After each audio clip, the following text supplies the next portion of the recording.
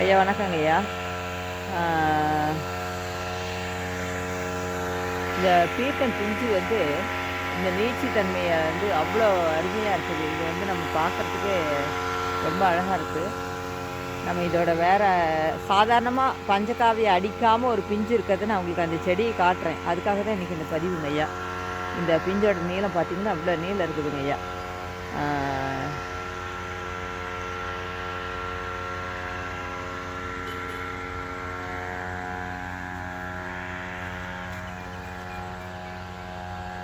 இன்றைக்கி பஞ்சகாவியை அதுக்கு ஸ்ப்ரே பண்ணிகிட்ருக்குறாரு. பண்ணி முடிச்சாச்சு. இது இப்போ தான் ஸ்ப்ரே பண்ணி முடிச்சது. நம்ம ஆர்டினரியாக இருக்கிற பஞ்சகாவியை அடிக்காத ஒரே ஒரு செடி வீட்டுக்கிட்ட இருக்குதுங்க ஐயா. அது நான் எப்படி இருக்குன்னு காட்டுறேன். அதோட பிஞ்சு சைஸு காட்டுறேங்க ஐயா. இது பார்த்தீங்கன்னா இவ்வளோ நீளம் நீட்சியாக வந்திருக்கு. இது வந்து ரொம்ப ஒரு குட்டையாக இருந்ததுங்க. போன தடவை நம்ம போட்டிருந்தப்போ இதே விதை குட்டையாக இருந்ததுங்க. இதில் பாதி சைஸ் தான் காய் வந்ததுங்க. இப்போ நல்லா நீட்சித்தன்மையோடு இருக்குது. அந்த பிஞ்சு பார்த்தா உங்களுக்கு தெரியும். பாருங்க, மேலே ஒரு பிஞ்சு எவ்வளோ நீளம் இருக்குன்னு பாருங்கள். இது வந்து நல்லா கவனிக்க முடியுதுங்க. ஒரே ஒரு பிரச்சனை என்னென்னா, நம்ம இது இந்த ட்ராப்பு வச்சும் வேலைக்கு ஆகலைங்க. நம்ம இந்த ஃப்ரூட் ஃப்ளையோட பிரச்சனை ரொம்ப அதிகமாக இருக்குது.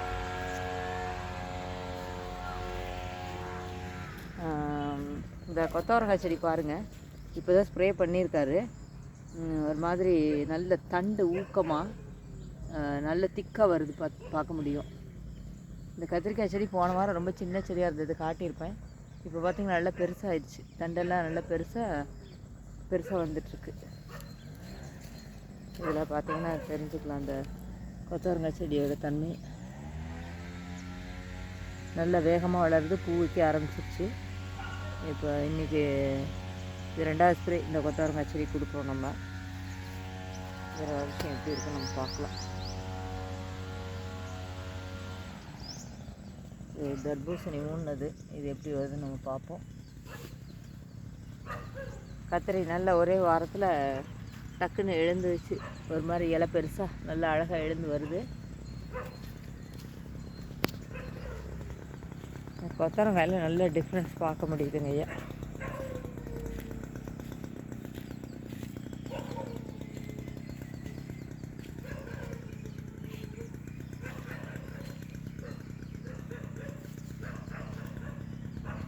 இந்த செடி பார்த்திங்களா சின்ன சைஸில் இருக்க மாதிரி இருக்குதுங்க. இன்னும் ஒரு 5 days கழிச்சு நம்ம பார்த்தா இது ரிசல்ட்ஸ் நமக்கு ஓரளவுக்கு தெரியுங்க.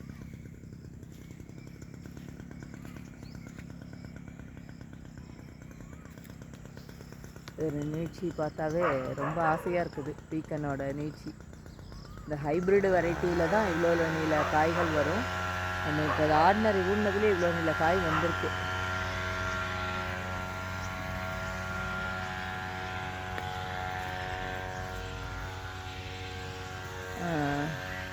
ஐயா, இதுதான் அந்த பிஞ்சோட நீளம். நான் சொல்கிறது வந்து சின்ன பூவில் அந்த பூ பாருங்கள், கறிக்கிறதுக்கு ஒரு டூ days ஆகிருக்கலாம் அந்த பூ பூத்து. இவ்வளோ நீள பிஞ்சு வந்திருக்குங்க.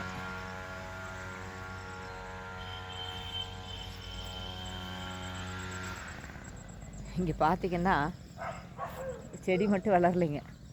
இந்த புல் அவ்வளோ வேகமாக அருவாள் வச்சு அறுக்கிற அளவுக்கு இந்த போன வாரமே நான் காட்டியிருப்பேன். இந்த அருகம்புல் வந்து அப்படியே காடு ஃபுல்லாக தலன்னு இப்படி இருக்கவே இல்லை நமக்கு.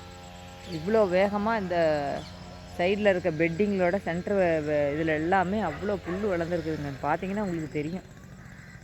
இப்போது ஒரு 20 days ஆச்சுங்க இது க்ளீன் பண்ணி. அதுக்குள்ளே பார்த்தீங்கன்னா இவ்வளோ புல் வந்துடுச்சுங்க.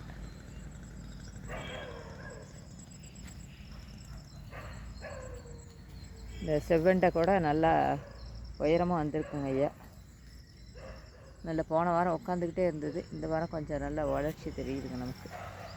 ஒரு 4 நாள் ஒரு டிஃப்ரென்ஸ் நல்லா தெரியுது. ஞாயிற்றுக்கிழமை அடித்தோம். திங்கள் செவ்வாய் இது கொஞ்சம் ஆழம்.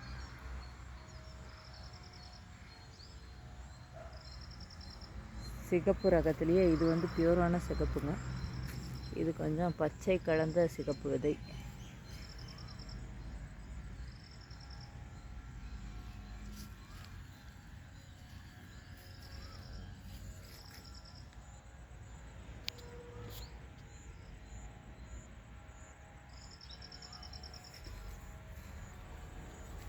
இதுதான் அந்த பீக்கா பிஞ்சு நல்லா வச்சிட்ருக்கு. இது கொஞ்சம் சக்ஸஸ்ஃபுல்லாக பண்ணுன்றது இருக்குதுங்க.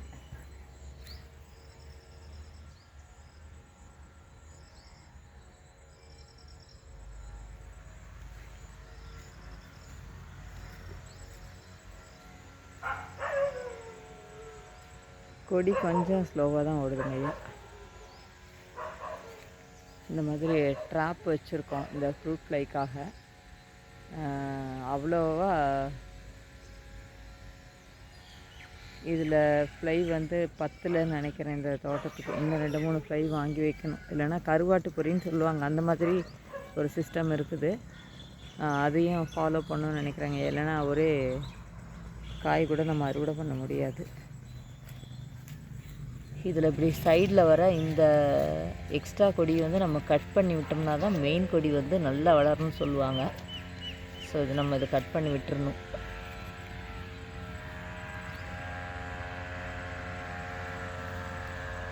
புடலாம் நல்ல பூ எடுத்துகிட்ருக்குங்க ஐயா. இப்போ இந்த சீசனுக்கு இன்னும் போன தடவை வந்தது இன்னும் பிஞ்சு வைக்கலை, பிஞ்சாக மாறல. இந்த கொடி சின்னதாக இருந்தாலும் நல்லா பூ எடுத்துகிட்ருக்கு. பார்க்கலாங்க ஐயா இது எப்படி வருதுன்னு.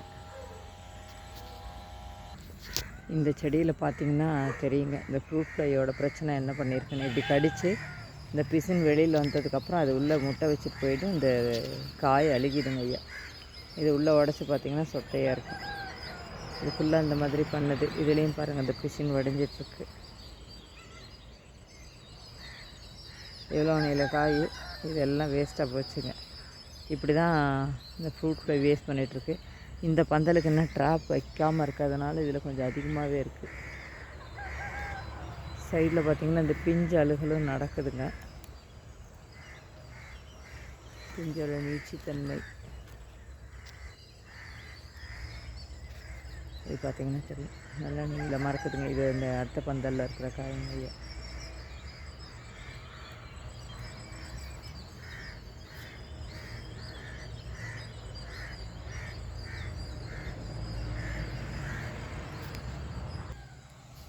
இந்த தோட்டம் அந்த கத்திரி தக்காளி எல்லாம் வச்சுருந்ததுங்க ஐயா. அந்த மணத்தக்காளி இருந்தது எல்லாமே நம்ம உழவு ஓட்டியாச்சுங்க ஐயா. இது இனிமேல் நடவுக்கு தயாராக இருக்குது. அடுத்த நாற்று நம்ம நடவு பண்ண போகிறோம்.